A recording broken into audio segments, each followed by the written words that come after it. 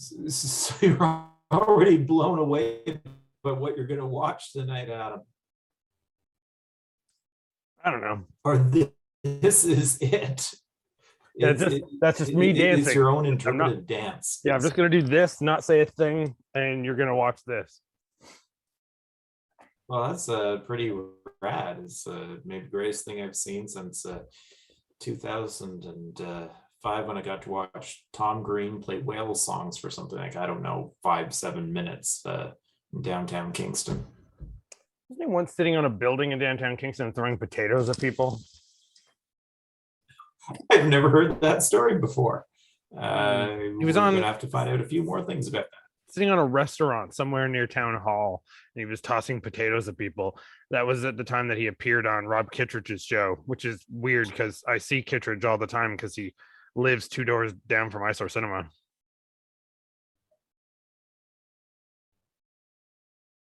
Oh, awesome! So this is way back in '96 when he appeared on one of the Busker episodes. Yeah, it's before I like knew who he was, but I remember that just sort of stuck with people because they're like, "Oh, he climbed up on the roof of someplace downtown."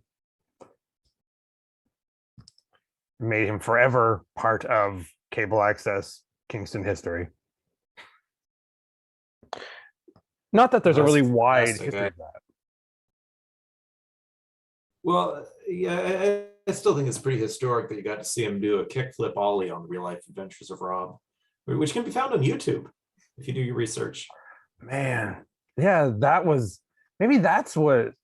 Yeah, that was up. Maybe it's at the same time or not. Yeah, we were always sad it wasn't the Real Life Adventures of our friend Rob.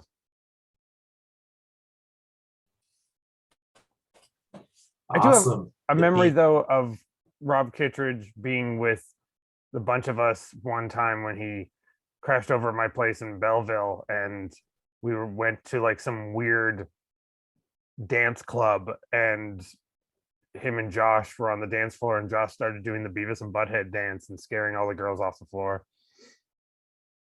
This means nothing to anybody who's watching because they don't know any of this and what we're talking about except for Tom Green. But the references that we're making about him means nothing to them. So, happy holiday season, everybody. Welcome to another weird video. Half this video will be on the Patreon only, half of it will be on the YouTube. Well, the part of the Patreon will be the whole thing, and on YouTube will just be half. I do like that mug. Is it like of something specifically or just A big, huge Game of Thrones mug. Oh, Game of And I Thrones? thought celebrating this with my salted caramel beer, it's got that whole kind of junk food vibe for when I kind of crash at your apartment and you've got something special to show me when it's 2 a.m. And give you too much sugar. I'm drinking my cherry vanilla Coke. Like only once every couple of months can I find a can of this. There's like one store in my area of town that brings it in. Obviously, they're just bringing it in from the States, but it feels really weird to me because they would bring it in a couple of times during lockdown. So that was very suspect. I don't know how they were getting them, but it was like black market cherry vanilla Coke. But when I do find a can or two of this, it's very special. So anyone looking to give me Christmas presents, you can just give me this. That's about the cheapest and greatest Christmas present I could ever take. Anyway, being with Christmas on Friday, I'm doing a charity Christmas event at Eyesore. We have our toy drive going on there throughout the last couple of weeks.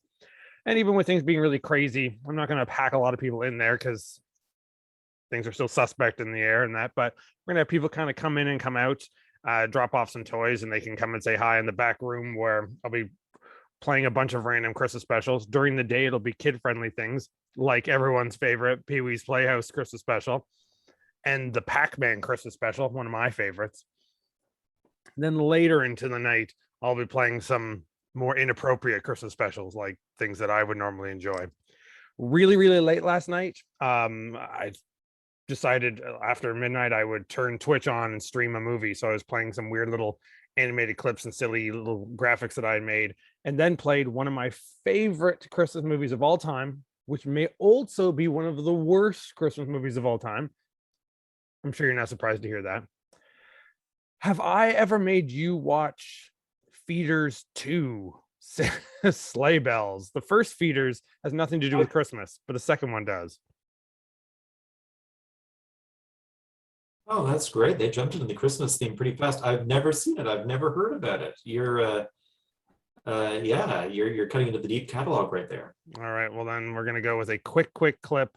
One of my favorite moments of it. This has, well, I guess it has something to do with Christmas. This is the main character in the movie who is working on Christmas Eve, and he's got to get home to his family, who are eventually about to be invaded by aliens, and then saved by Santa. But this is just a bit of him getting bored at work, and he feels like aliens might be in the sky the night before Christmas. So he gets bored and decides he would just Google with this, like, I don't even, this is like pre-Google. I don't know what this is that he's searching on, but some random remember when there was like multiple search engines to use? And he's searching UFO as if like he's never heard the word before.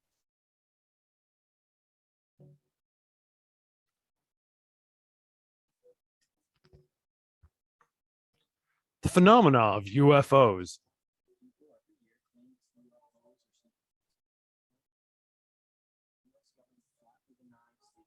This is the legend Mark Polonia. I always feel like he looks kind of like a Muppet come to life. What do aliens have to do with insurance claims anyway? Nothing, sir. That's right, you stupid son of a bitch!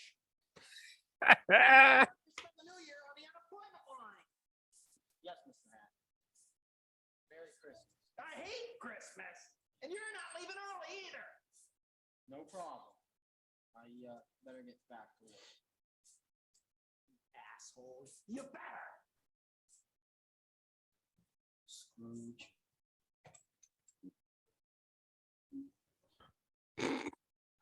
Now, if there was ever a better adaptation of Scrooge, I have no idea. I've never seen one better than that. Except that character who just came in and shouts, "You stupid son of a bitch!" You never see him in the film again.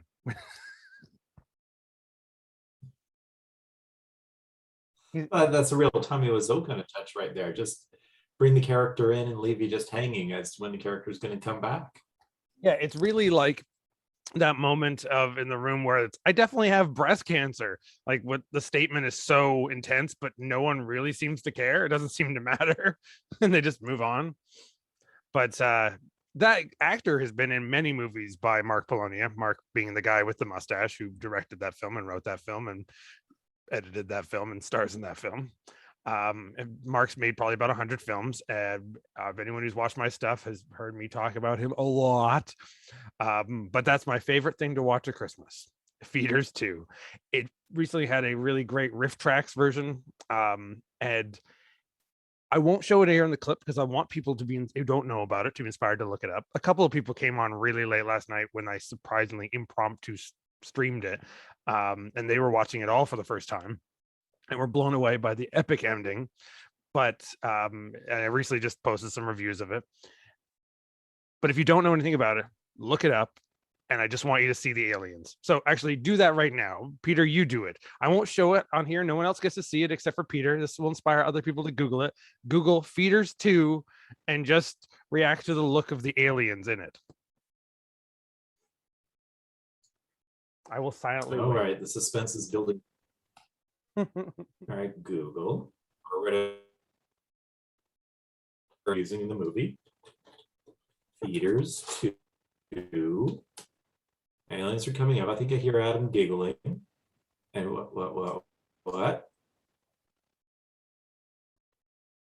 Those like the aliens, or oh my god, that's crazy. A great cover of them where they look like they're cool monsters, but when you see it, they're just styrofoam balls on sticks. They look like, you remember those like Sonic the Hedgehog or like Pac-Man ice cream cones you get with a gumball eye, but when you know the package it looked cool, but when you opened it up it was all melted and all.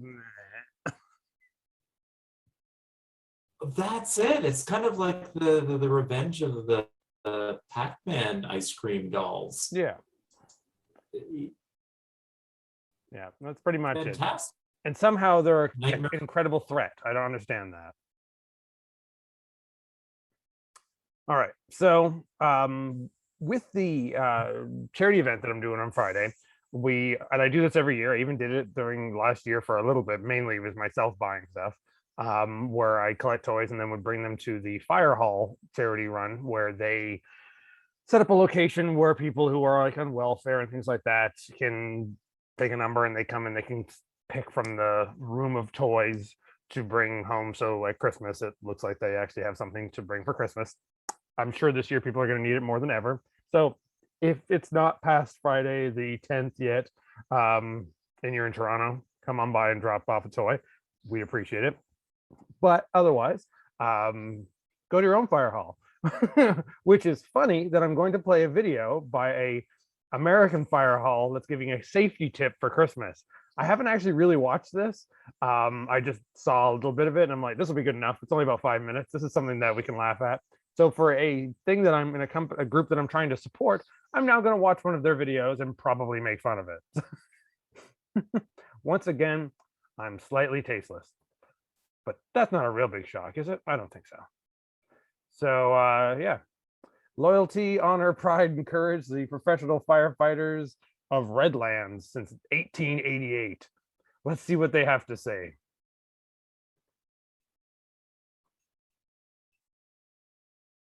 I just expect to see trees burning. That's all I expect to see.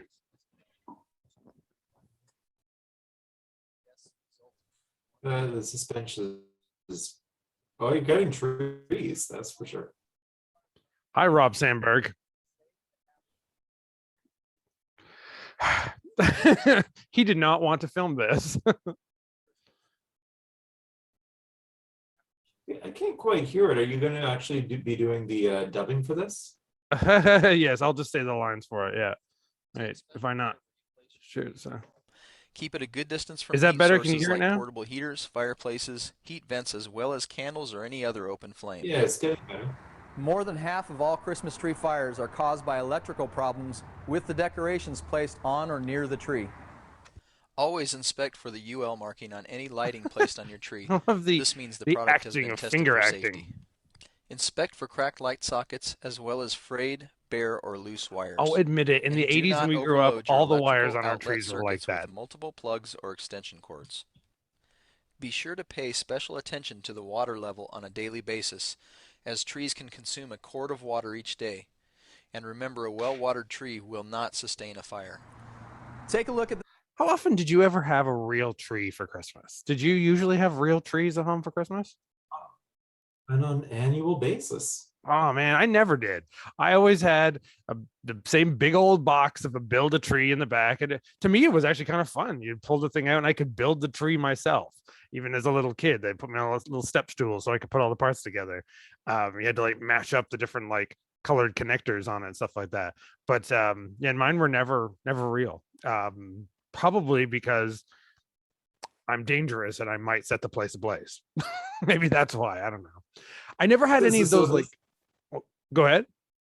This ad really speaks to you then. Maybe maybe I just didn't realize that I was a fire day hazard of a person. Maybe my parents knew and I didn't.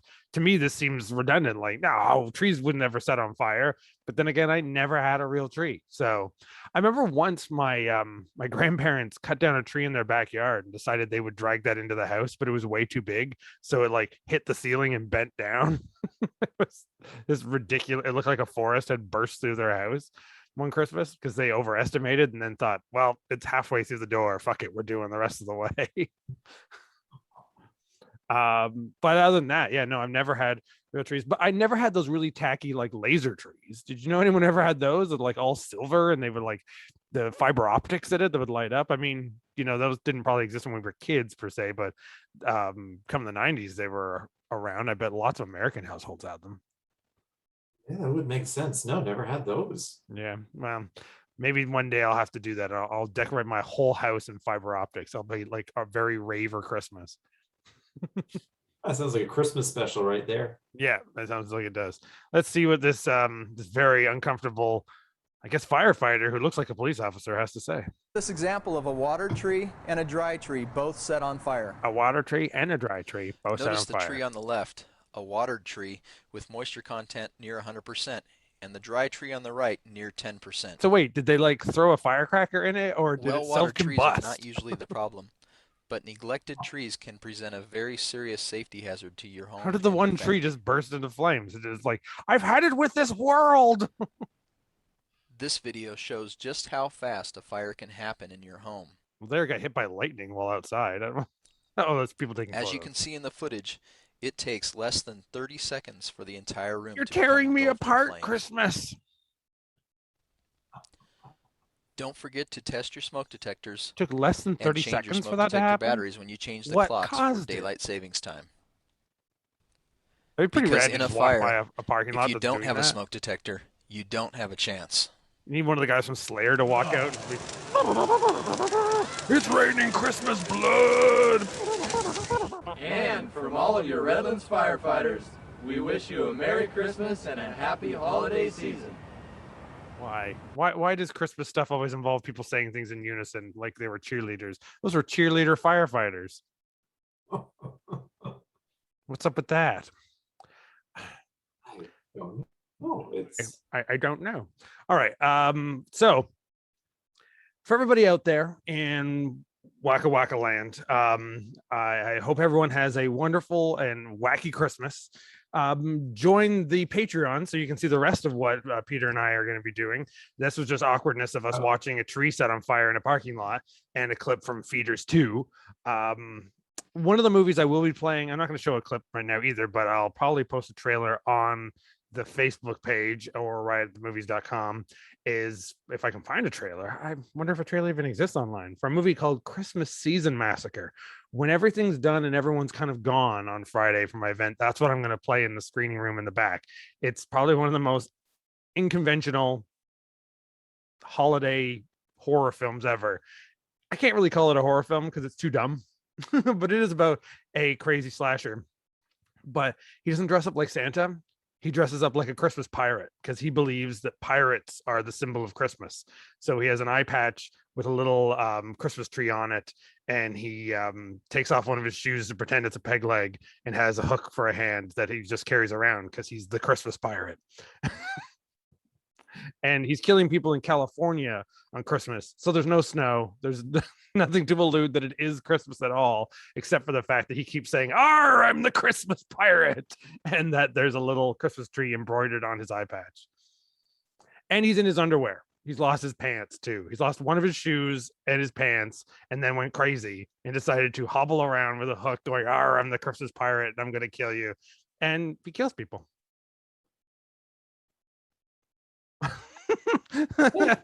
Man, when I make it into town, I will pay a visit to you, and I will alcohol spray myself all over so I don't, infect the whole city. But I think I will have to force you at some point very soon, though, to still watch Black Xmas, the first of the two remakes of Black Christmas, the one that everybody hated, but I continually say, "You're all fools. I love it." So, so everyone out there, if you get a chance, if you're not hanging out with Peter, watch Black Xmas. Or if you are hanging out with Peter and you have the ability to watch Black Xmas, make Peter watch Black Xmas, because maybe I won't get a chance. But I will be stopping by to bring some Christmas cheer and maybe accidentally set someone's house on fire. I hope I'm not that dangerous. You ever known anyone to set their house on fire, Peter? nobody that I know about. Not that you know about. No. The internet's really bad today. We're both kind of cooking out. I think the ghost of Christmas past is telling us that we're taking too many chances. They don't want us to burn someone's house down. I think it would be fun. It'd be a very black metal Christmas. Maybe we should, for Very Christmas, black metal.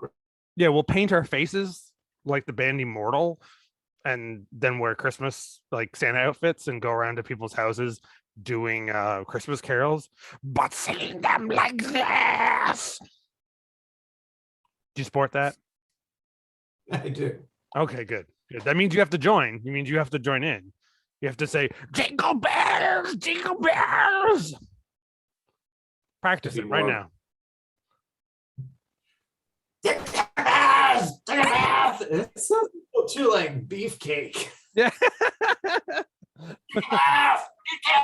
cake.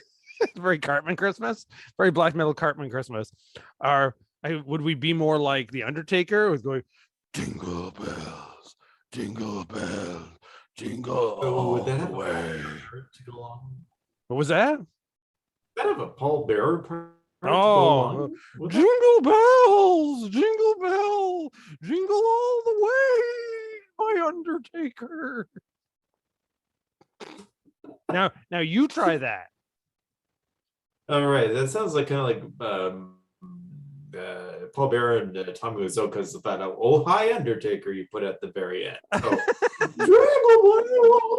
oh hi Undertaker. And you're Mickey Mouse now. Just too much joy in me to get that creepiness of Paul Bearer. Thank you very much. Well, Merry Christmas, everybody. But oh, I guess you'll have to join Patreon to see the other half hour of this glitch-filled video where we can't hear Peter and I just play dumb shit and am rather disappointed in the stuff I play. So if you want to see that, join the Patreon.